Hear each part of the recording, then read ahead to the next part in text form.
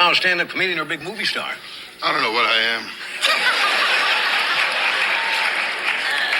I'm still trying to find the right woman. Are you kidding? Really? Love. I'm looking for love is tough, Johnny. Yeah. Tough to find the right woman. You kidding? Yeah. And love. What is love?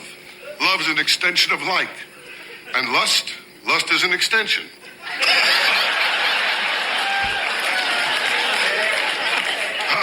No, it's tough to find a woman, Johnny. It's tough. I'm lonely.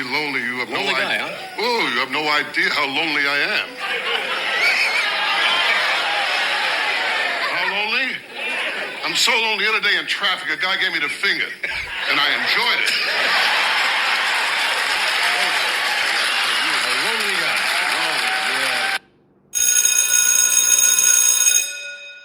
Good morning. It's Tuesday, Ayn-Rand Tuesday, September the 19th, and this is The True Conservative. Welcome to all the butchers, bakers, and candlestick makers out there. I'm Ron, your host, and the only true conservative in the United States today. So today, after the Serenity prayer and the patriotic song of the day, we will have Hugh Hewitt, Maria-Bartiromo, Stuart-Varney, Speaker McCarthy, my take, the rape of the mind, no free lunch, rules for retrogrades, bishop-barron, Rodney Dangerfield, and Ayn Rand's book, the latest part of the chapter from Ayn Rand's book, Philosophy, Who Needs It? All that and more when I get back.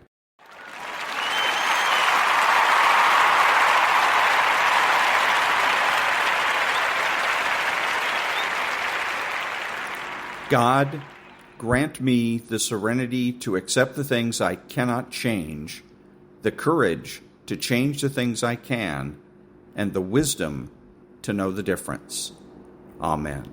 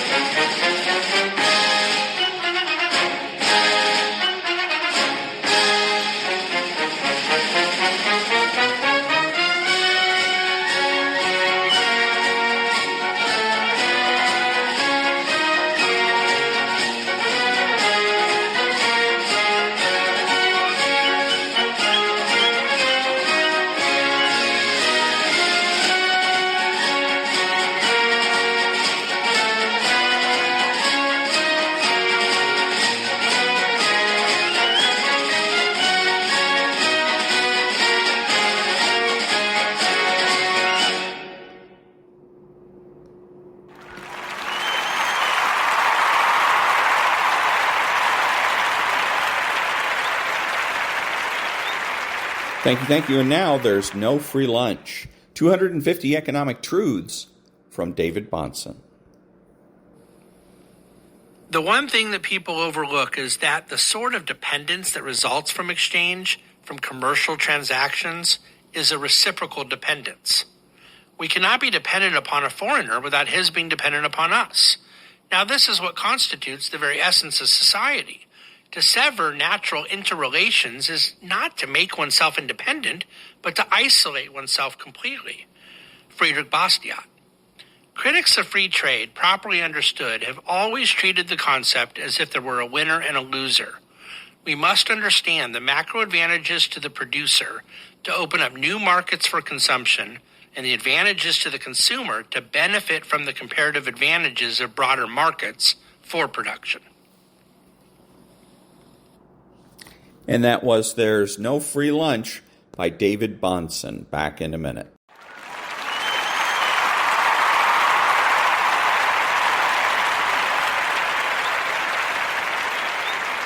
Thank you. And now, the rape of the mind.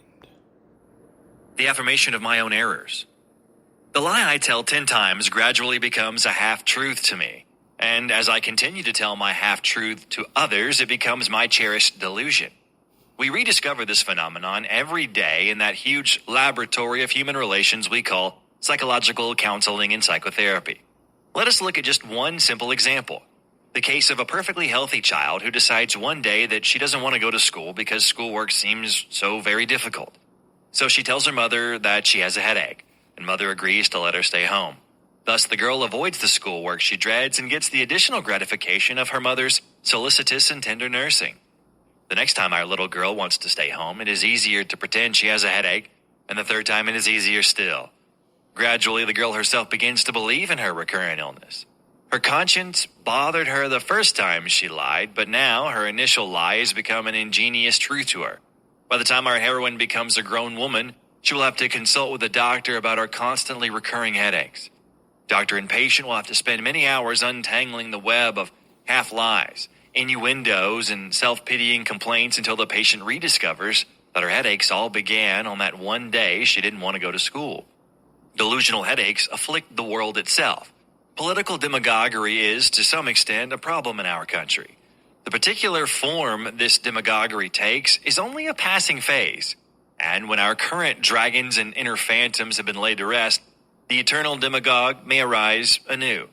He will accuse others of conspiracy in order to prove his own importance. He will try to intimidate those who are neither so iron-fisted nor so hot-headed as he, and temporarily he will drag some people into the web of his delusions. Perhaps he will wear a mantle of martyrdom to arouse the tears of the weak-hearted. With his emotionalism and suspicion, he will shatter the trust of citizens in one another. His delusions of grandeur will infect those insecure souls who hope that some of his dictatorial glamour will rub off on them. Unfortunately, the problem of delusion has been studied almost exclusively in terms of its pathological manifestations. The psychiatrist who has encountered delusions of grandeur in his patients has, in the past, lacked the philosophical and sociological background necessary to enable him to form comparisons between his patients' delusional systems and mass delusion in the world. In dealing with patients suffering from megalomania or persecution mania, he has tended to rely too much on hypotheses which explain pathological delusions as the product of anatomical changes in the individual brain. He has not given enough attention to the question of whether or not these phenomena are in any way related to an abnormal way of thinking in a physically normal person. Since the growth of anthropology and the social sciences in the last decades, new light has been thrown on the subject of mass feelings and mass delusion. Obviously, these are not phenomena which a pathologist can examine under a microscope. They demand a knowledge of history and social psychology, and of all the studies which concern interhuman relations and man's collective thinking. To arrive at a clinical stage of study on this subject, it is necessary to divest oneself of various fixed philosophical ideas which have dominated scientific thought since Aristotle. There is, for example, the doctrine of the identity of all thinking processes and the possible universality of human understanding. This is essentially founded on the belief that all human beings think in the same way. But against this hypothesis, is the observable truth that philosophers themselves have the utmost difficulty in reaching mutual understanding. This may be largely due to the fact that different men have different methods and standards of thinking. For centuries, science has adopted the Aristotelian dictum that most thought is carried on according to the established rules of logic, which apply in the same way as the laws of nature. It was the philosopher Francis Bacon who first pointed out, in his theory of idols, that although the laws of logic and clear thinking certainly exist, men may or may not make use of them, depending on the emotional circumstances. Thoughts are often the theatrical curtains to conceal personal passions and reactions. In this statement, the philosopher who lived during Shakespeare's time might almost be attacking the seeming logic of modern demagoguery. Since the Renaissance, therefore, it has been acknowledged that human feelings and personal inclinations mold and direct thought. And this point of view, rather early, found its most moving expression in the works of Spinoza and Pascal. When we come into contact with the phenomena of collective passion and mass delusion, it is impossible to keep modern psychology out of the picture, whether we look at it philosophically or politically. For when examining this problem, we are immediately confronted with the question, do these disquieting phenomena in group life, which lead to so much mutual misunderstanding, arise from the fact that the group is, in a particular, immature and adolescent phase of psychological and political development? It will be illuminating and may help us answer the question if we study briefly the history of the growth of consciousness and awareness in the individual mind as it passes through successive stages from infancy to maturity. Since we can, in fact, find a parallel between such stages of growth in the individual and the human group. And that was the affirmation of my own errors from The Rape of the Mind by Joost-Meerlo, MD. Back in a minute.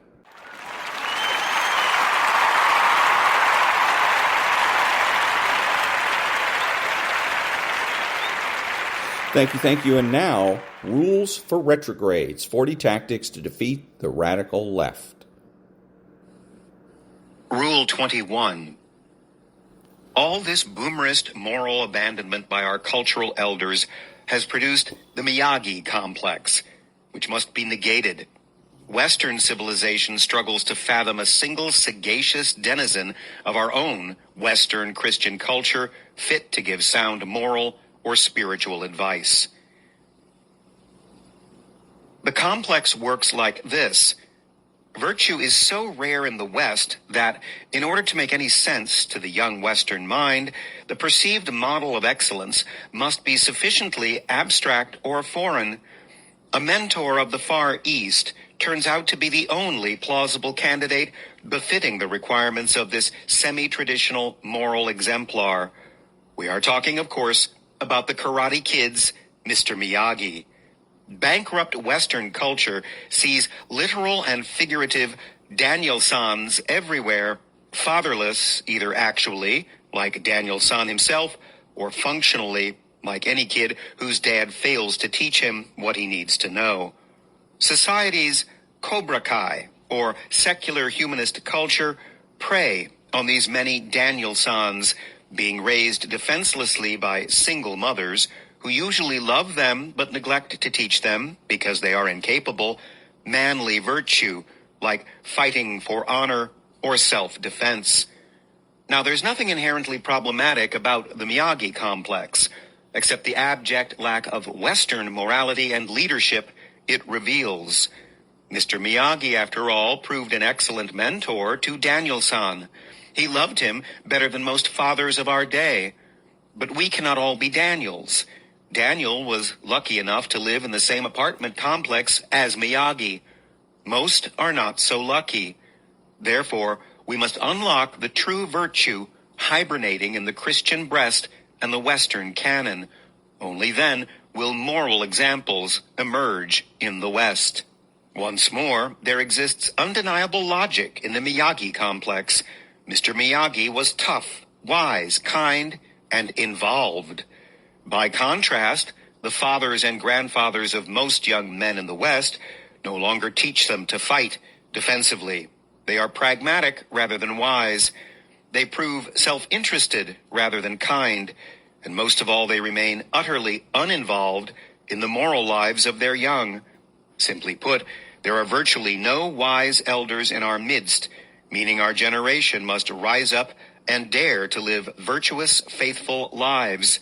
That way, our own children can, like all human beings throughout history, except for the last 2 generations, look to its elders for the location of moral treasures, practical shortcuts, and avoidance of moral pitfalls. The tough part, of course, is doing this without real-life exemplars. The boomers attempted to hybridize Christianity with libertinism, which is like trying to draw a circular square. But the duplicitous aim of their attempt to circle the square has been quite persuasive, at least in the view of the popular culture. Let's examine this in light of some previous rules.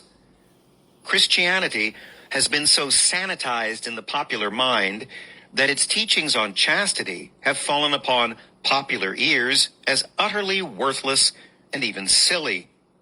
In this arena, as well, the Miyagi complex looms large. If the message of true chastity somehow gets transmitted to a child of the West, it will always be through some Oriental means, most frequently through one of the martial arts.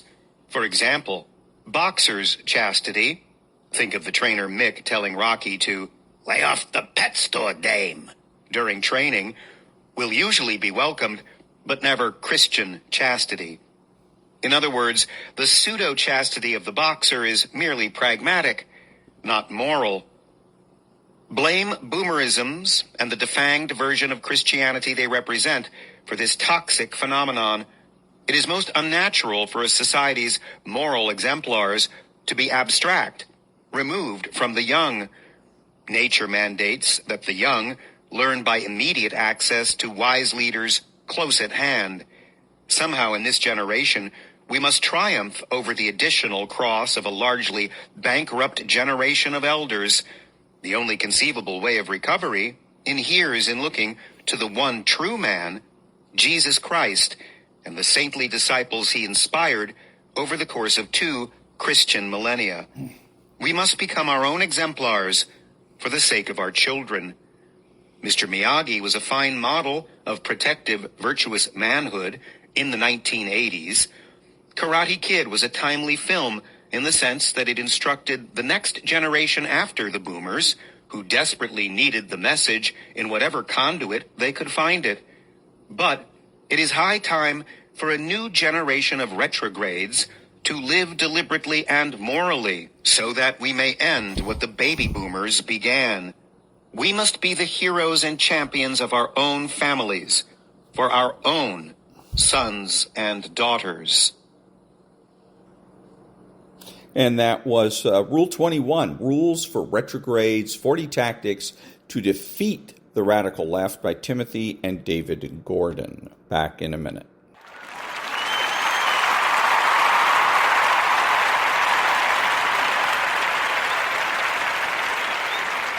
Thank you. Now, Bishop Robert Barron.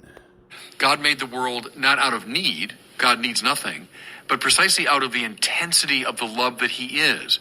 So here's the interesting thing. It's not like, oh, God loves us because we're good. No, we're good because God loves us. God doesn't love us because, oh boy, look at those things. Aren't they impressive? No, whatever we have is because of the love of God. God's love comes first. I can say, well, I mean, why do you like Brandon? And I say, well, because Brandon's got this, and that quality. Okay, that's the way it works with us. You know, my knowledge of Brandon and my affection for Brandon are derivative. They follow from something I've learned about him. But not for God. See, God's knowledge and love aren't derivative. They're rather creative. So I have whatever lovely qualities I have because I've already been loved. God loves us because that's his nature. It's all he's got in the bag. That's all he is. And that was Bishop Robert Barron. Back in a minute.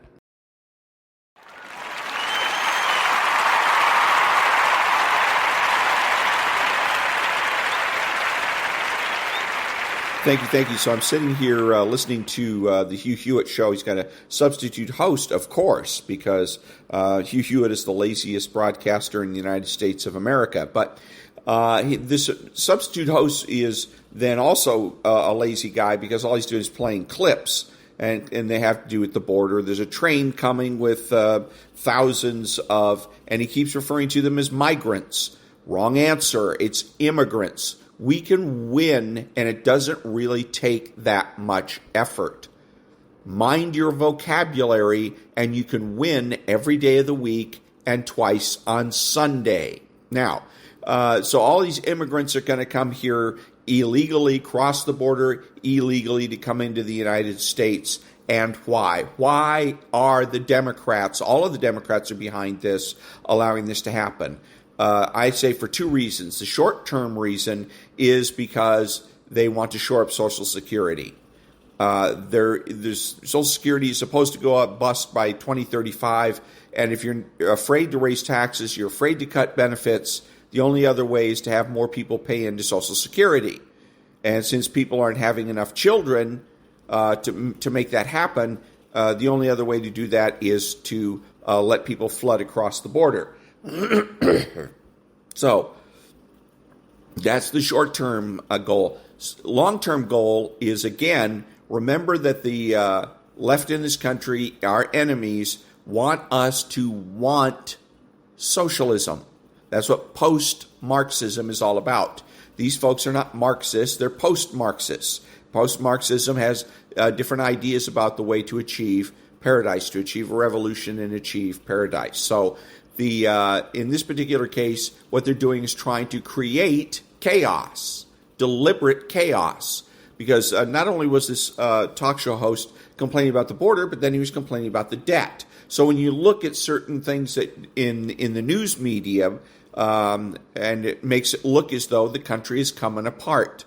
And the left can use that to their advantage to try to brainwash the average American into wanting authoritarian government. So that we will ask for it, we will beg for it, and then finally the people that consider themselves leaders in Capitol Hill will, again, shut things down, say that democracy was a nice try, but it failed, and so we need a new system of government, and they will have a constitutional convention, and we will all vote ourselves into socialism. That's the aim. Whether or not that's going to happen, be able to get up that kind of support remains to be seen. But I believe that is the goal here. So also is, again, here is for-profit news on the Hugh Hewitt Show, providing news, but it's always making profit off of other people's misery. Shame on you, Hugh Hewitt. Back in a minute.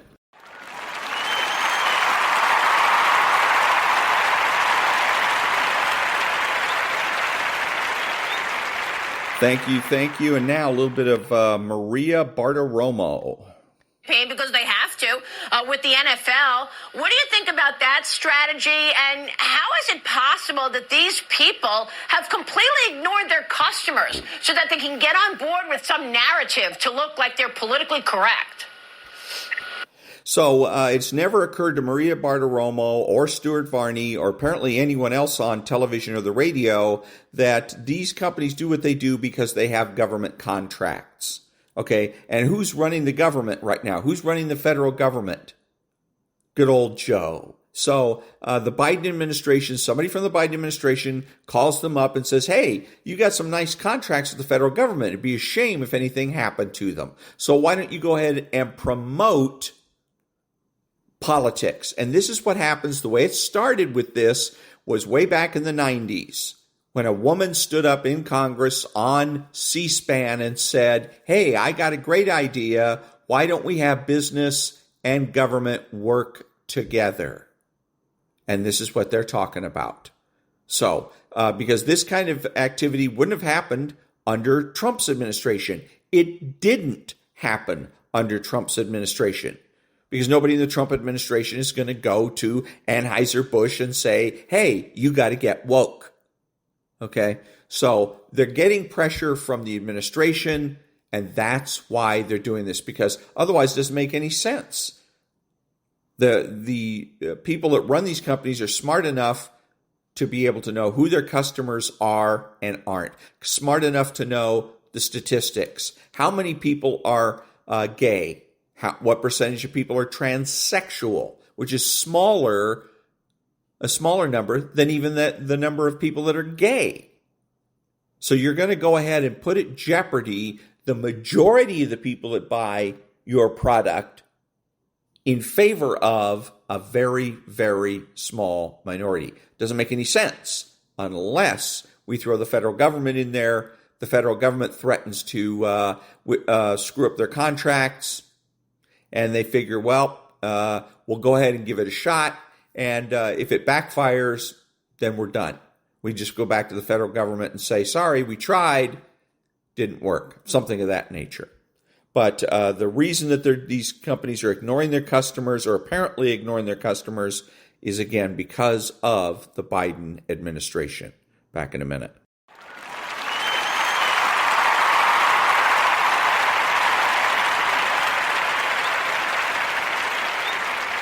Thank you. And now something from Varney and Company. Went after Trump at a fundraiser last night in New York City. He said, and I'm quoting now, "I'm running because democracy is at stake, because 2024 democracy is on the ballot once again. And let there be no question, Donald Trump and his MAGA Republicans are determined to destroy American democracy." So, again, two things on this. Number one, what promises is Joe Biden making? Zero. He doesn't promise to restore democracy or to improve democracy. He doesn't make any promises at all. Okay. The other thing is recruiting. Remember that one of the ways that for the people to take back our government is through recruiting. Right now, the way it works is that the Republican and Democrat Party are both fighting each other for total control of the government, for one-party rule. That's no good for anybody. If competition is important for business, it is absolutely essential in politics, particularly in a constitutional republic. So we need to recruit. That means that we can use this opportunity when you go to work and you have Democrat coworkers and tell them, hey, look, good old Joe Biden, what a slob he is. You should be voting Republican. And you should vote Republican because Donald Trump is what's best for this country, not Joe Biden. But use it as an opportunity every time Joe opens his mouth, every time Joe trips and falls. You can tell your Democrat colleagues, hey, wow, this is no good. 80 years old, he can't even put one foot in front of another. You need to consider voting Republican. Use it as a recruiting tool. Back in a minute.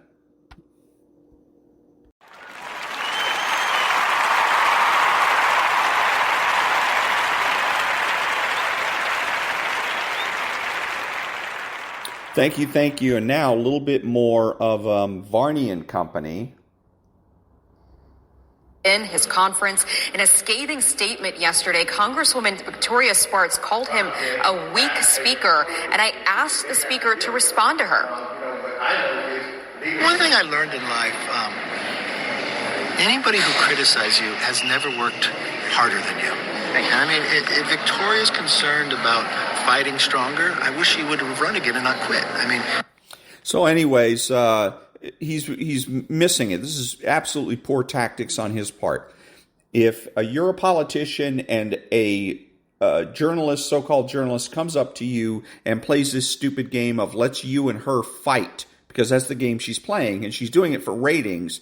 And if you're smart enough to figure this out, that they're doing it for ratings, the way to turn the tables on this journalist is to talk to the journalist as though the journalist is making the accusation. So, in this case, the journalist says, well, Representative so-and-so says that you're a poor speaker. Well, why do you think I'm a poor speaker? And you point at the journalist. And the journalist is going to say, oh, no, not me. Well, yes, obviously you, because you're the one that's carrying the water for this representative. Why are you doing that? Why are you taking sides? I thought that you were neutral.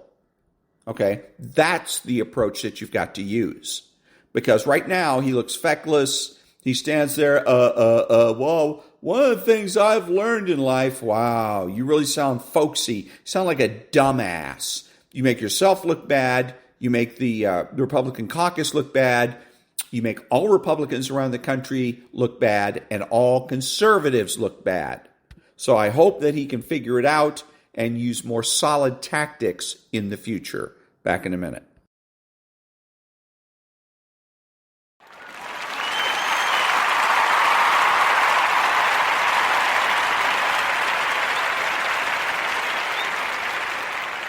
Thank you. And now, Stuart-Varney's My Take.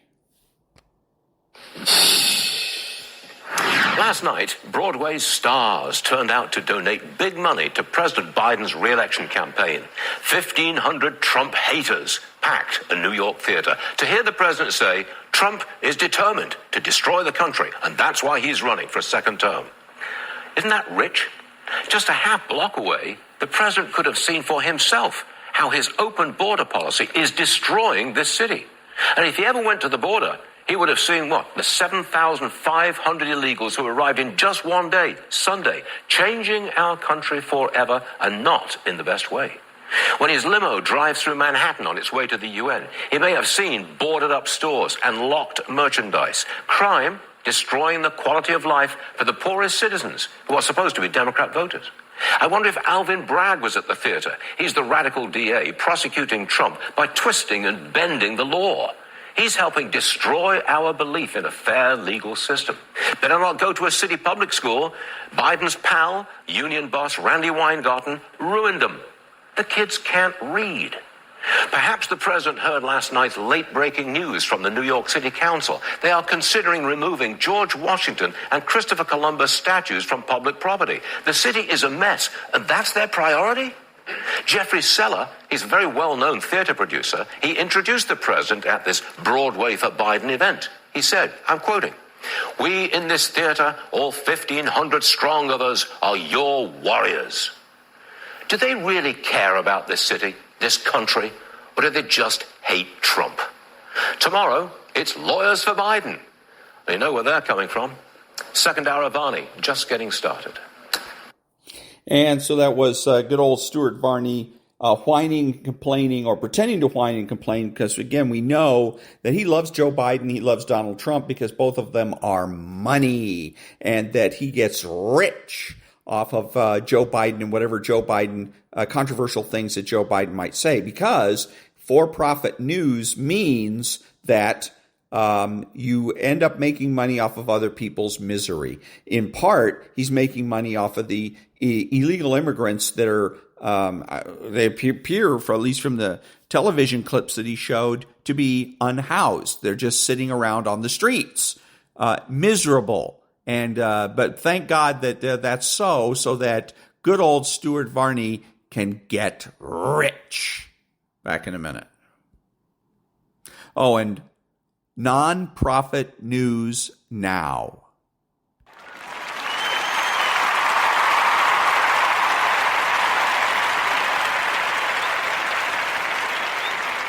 Thank you. And now, chapter 13 of Ayn Rand's book, Philosophy, Who Needs It? 13. The Stimulus and the Response, 1972. The Stimulus.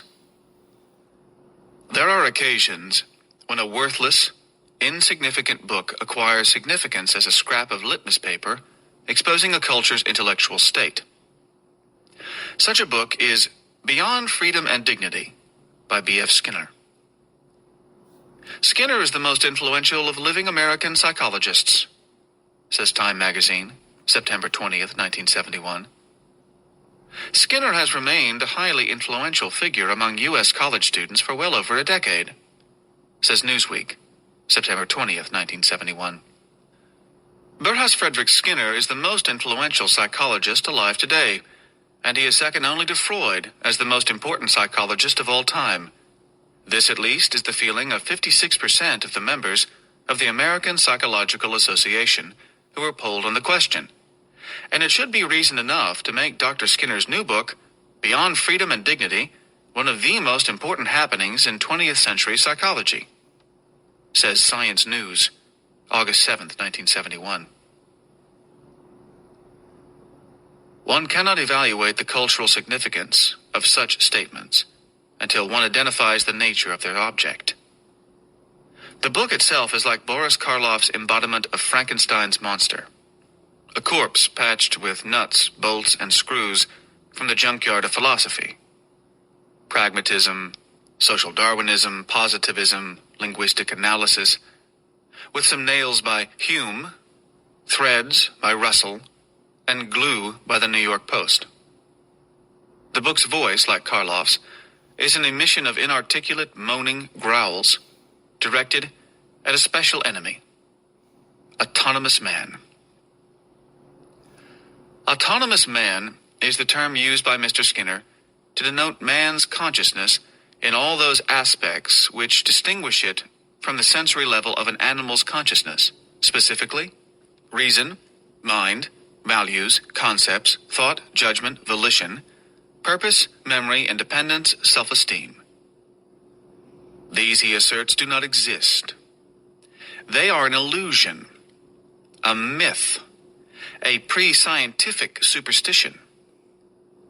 His term may be taken to include everything we call man's inner world, except that Mr. Skinner would never allow such an expression. Whenever he has to refer to man's inner world, he says, inside your skin. Inside his skin, man is totally determined by his environment and by his genetic endowment, which was determined by his ancestors' environment. Mr. Skinner asserts, and totally malleable. By controlling the environment, behavioral technologists could and should control men inside out. If people were brought to give up individual autonomy and to join Mr. Skinner in proclaiming, "To man qua man we readily say good riddance," page 201, the behavioral technologists would create a new species in a perfect world. This is the book's thesis.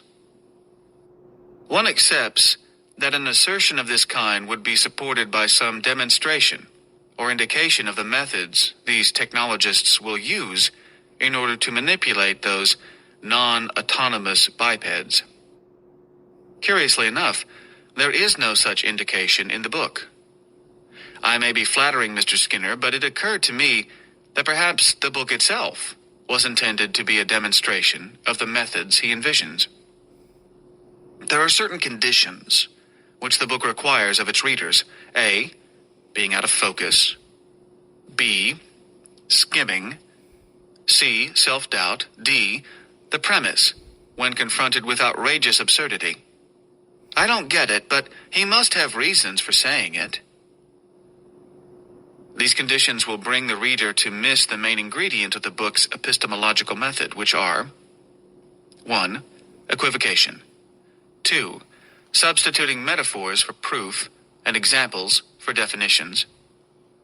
3. Setting up and knocking down straw men. 4. Mentioning a given notion as controversial, following it up with 2 or 3 pages of irrelevant small talk, then mentioning it again and treating it as if it had been proved. 5. Raising valid questions to indicate that the author is aware of them, and by the same technique, leaving them unanswered. 6. Overtaking and overloading the reader's consciousness with over-elaborate discussions of trivia, then smuggling in enormous essentials without discussion, as if they were incontrovertible. 7. Assuming an authoritarian tone to enunciate dogmatic absolutes, and the more dubious the absolute, the more authoritarian the tone. And 8. Providing a brief summary at the end of each chapter, which summary includes, as if it had been proved, notions not included or barely mentioned in the chapter's text. All of this and more is done grossly, crudely, obviously, which leaves the book pockmarked with gaping craters of contradictions, like a moon landscape, and is lifelessly dull. In Atlas Shrugged, I discuss 2 variants of mysticism: the mystics of spirit and the mystics of muscle, those who believe in consciousness without existence, and those who believe in existence without consciousness. Both demand the surrender of your mind, one to their revelations, the other to their reflexes. I said that their aims are alike. In matter, the enslavement of man's body and spirit, the destruction of his mind. Mr. Skinner is a mystic of muscle. So extreme, complete, all-out a mystic of muscle that one could not use him in fiction. He sounds like a caricature. At the start of his book, what he demands of his readers is faith. In what follows, these issues are discussed from a scientific point of view. But this does not mean that the reader will need to know the details of a scientific analysis of behavior. The mere interpretation will suffice. The instances of behavior cited in what follows are not offered as proof of the interpretation. The proof is to be found in the basic analysis. The principles used in interpreting the instances have a plausibility which would be lacking in principles drawn entirely from causal observation. Pages 22 and 23. This means the proof of Mr. Skinner's theory is inaccessible to laymen, who must take him on faith, substituting plausibility for logic. If his interpretation sounds plausible, it means that he has valid, non-causal reasons for expounding it. This is offered as scientific epistemology.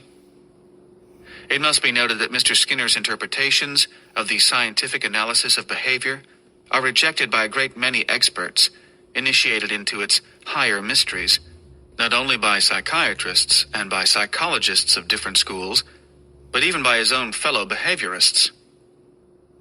As a cover against criticism, Mr. Skinner resorts to the mystic's usual scapegoat: language.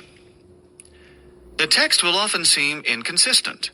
English, like all languages, is full of pre-scientific terms, but the issues are important to the non-specialist and need to be discussed in a non-technical fashion. Pages 23 and 24. The mystics of spirit accuse language of being materialistic. Mr. Skinner accuses it of being mentalistic. Both regard their own theories as ineffable, i.e., incommunicable in language. Many psychologists are envious of the prestige and the achievements of the physical sciences, which they do not try to emulate, but to imitate. Mr. Skinner is archetypal in this respect. He is passionately intent on being accepted as a scientist, and complains that only autonomous man stands in the way of such acceptance, which I am sure is true.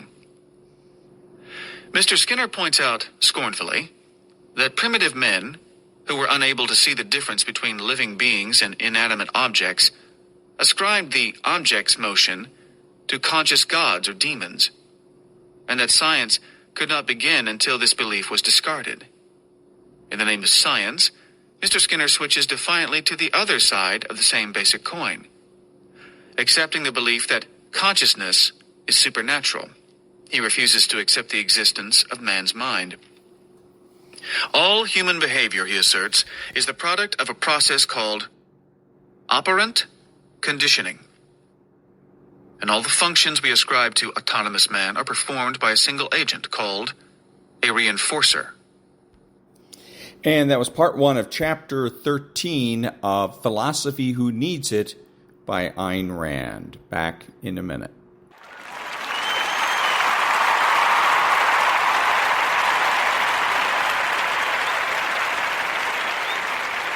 Thank you. This is Ron, your host, the only true conservative in the United States today, bidding adios to all the butchers, bakers, and candlestick makers out there, and reminding you to be honest, smart, and beautiful, and remember that the left has no authority, no power, and they can't win.